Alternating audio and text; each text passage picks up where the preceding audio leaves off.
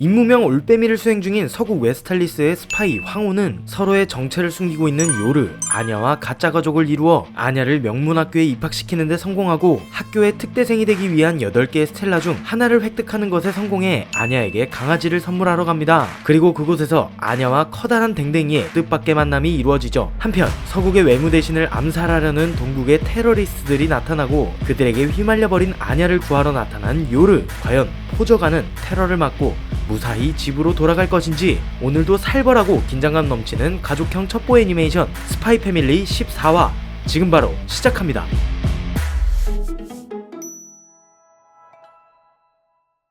테러리스트의 얼굴을 박살내며 나타난 요르. 당황한 키스는 요르와 아냐를 공격하라고 개들에게 명령하는데 맹견도 아냐도 공포에 떨게 만드는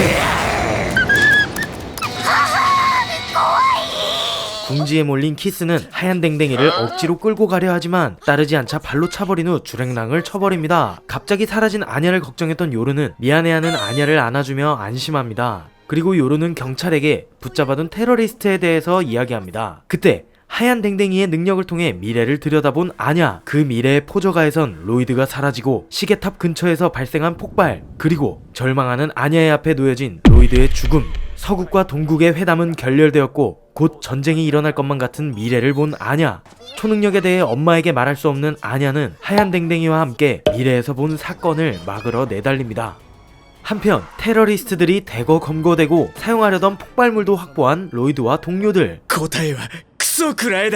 제대로 된 진술은 할 생각이 없어 보이는 테러리스트들. 원하는 것이 뭐냐는 관리관의 물음에 전쟁으로 서쪽을 쓸어버리겠다고 하는데 가족이 무너지는 집에 깔리는 것을, 연인의 살점이 온 벽에 날아붙는 것을 경험한 적이 있냐며 그것이 전쟁이라고 적의 인간성을 부정하며 죽고 죽이고 후회와 치욕으로 남아 죽어가는 전쟁의 후유증을 모르는 이들은 전쟁이 무엇인지 알 리 없었습니다. 동료들이 붙잡힌 상황에 키스는 혼자서라도 테러를 성공시키러 나섭니다. 같은 시각 로이드는 남아있을 폭발물을 찾으러 수색 중이었고 동시에 아냐도 폭발이 일어났던 시계탑 부근으로 달리고 있었죠. 아빠의 죽음을 막기 위해 필사적인 아냐는 미래에서 봤던 시계탑에 도착! 폭발할 때 시계탑에 종이 울리고 있었던 걸 생각해내고 시계를 보는데 시침과 분침의 구분도 할 줄 몰랐던 아냐.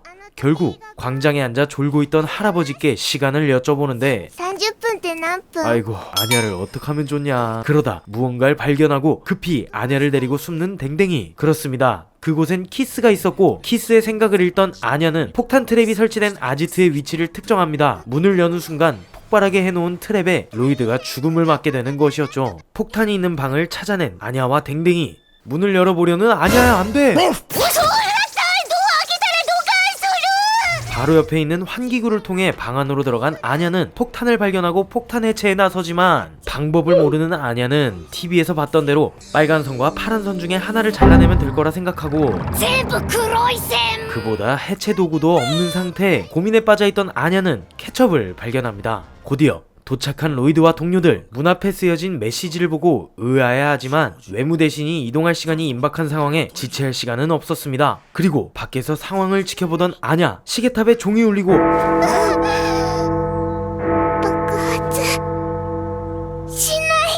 폭발은 일어나지 않았습니다. 아냐가 남긴 메시지가 의심스러웠던 로이드가 문을 여는 걸 막았고 안에 설치된 트랩도 확인하게 됩니다. 그렇게 아냐는 로이드를 살려내게 되었죠. 하지만 아직 주범인 키스는 검거되지 않은 상황. 회담 시간이 가까워졌기에 외무 대신은 이동해야 했습니다. 그때 찾아온 정보국.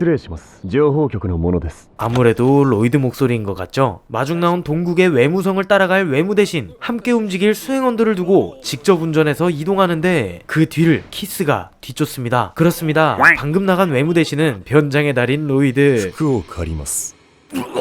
걔가 외무 대신의 냄새를 쫓아올 것을 예상하고 외무 대신의 옷을 벗겨 갈아입고 테러범 검거에 나선 겁니다. 계속해서 루트를 변경하며 키스를 유인했고 따라붙은 조직원들이 키스를 습격합니다. 그리고 키스가 던진 수류탄을 맞고 추격에 실패하는데 한적한 길가에 차를 세워두고 도망치는 로이드.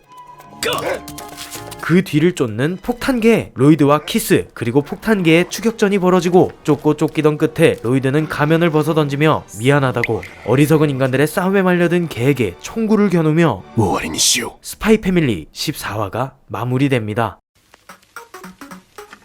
작품 설명은 앞서 영상들에서 줄기차게 설명했으니 생략하. 오늘 이야기의 포인트는 역시 아냐의 활약이 아니었나 싶습니다. 하얀 댕댕이의 능력으로 비춰본 미래에서 로이드의 죽음을 확인하고 그를 구하기 위해 폭발 현장으로 달려든 아냐가 문을 열려고 했을 땐 정말 시겁했습니다. 뒤이어 이어진 취조 장면에서도 전쟁을 묘사한 관리관의 이야기는 소름이 돋을 정도로 기억에 남습니다. 쫓고 쫓기는 상황이 계속되는 가운데 보여준 로이드의 화려한 액션. 포저가는 과연 무사히 테러를 막고 집으로 돌아갈 수 있을지 다음화를 기대해 주시기 바랍니다. 자, 그럼 저는 더욱 재미있는 영상으로 찾아뵐 것을 약속드리면서 영상 마치도록 하겠습니다. 구독, 좋아요 잊지 않으셨죠? 유바.